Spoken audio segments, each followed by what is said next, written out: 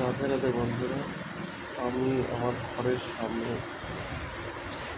আমাদের গোমাতাকে খাবার দেওয়ার জন্য একটা জলের গাদা কিনেছিলাম। সেই গাদাতে প্রত্যেক দিন একদম নিয়মিত পরিষ্কার করে এখানে জল দিই। আর গোমাতাকে কিছু শাক কিনেছিলাম, কদ্দু শাক আর ওই ডাঁটা শাক, সেটা দিয়েছি।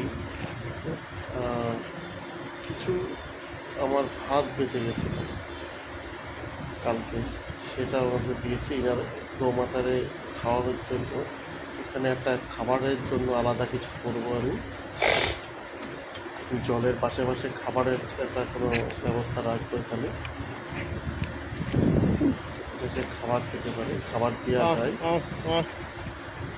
পুরো যে চারিদিকে আছে তারা আছে এখানে, দুপুরবেলাটা জল খায়, আবার বিকেলবেলাটা পরিষ্কার করে আবার জল দেবো ওকে।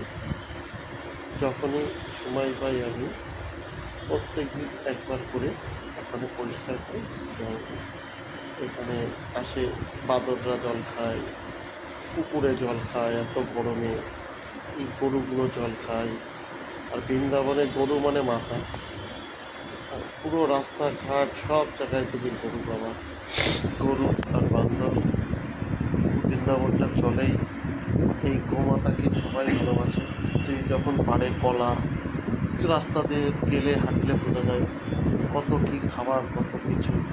সত্যি বৃন্দাবন মানে পবিত্র জায়গা। বৃন্দাবনে আসলে তোমাদেরও ইচ্ছা করবে যে এরকম কিছু করি। এখানে এদের দেখলে, এখানকার পরিবেশ দেখলে তোমাদেরও ইচ্ছা করবে। সবাই আমারই প্রথম দিন থেকে এখানে আমারই জমির পাশে একজন আসে, সে হলো ওদেরকে সবজি, বিচুলি এগুলো কিনে নিয়ে আসে। কিনে নিয়ে এসে এই আরেকটু পরেই আসবে, এই পাঁচিলটা তার উল্টো পাশে যে পাঁচিল আছে, ওই যে রাস্তা, পরিক্রমার রাস্তা, সে পরিক্রমা লাগাচ্ছে আজকে। হ্যাঁ, দেখাচ্ছি যদি দেখি মোবাইলে ভিডিওটা। এই পাশটাতে ওরা এই কোনার দিকেই খাবার দিয়ে যায়। এই পাঁচিলটার শেষে যে বড়ো পাঁচিলটা দেখা যাচ্ছে, ওই পাঁচিলটার শেষে ওখানে খাবার দিয়ে যায়।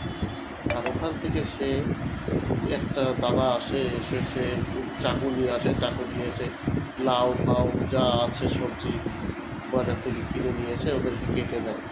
ওখান থেকে ওরা খাবার খাওয়া শেষ করে এসে এখানে জল খায় প্রত্যেক দিন। সব লাইন দিয়ে চলে এসছে, এখন খাবারের টাইম, খাবার আসার টাইম, এর জন্য প্রত্যেকটা দিন এরা এখানে জল খায়, এখানে এসে খাবার।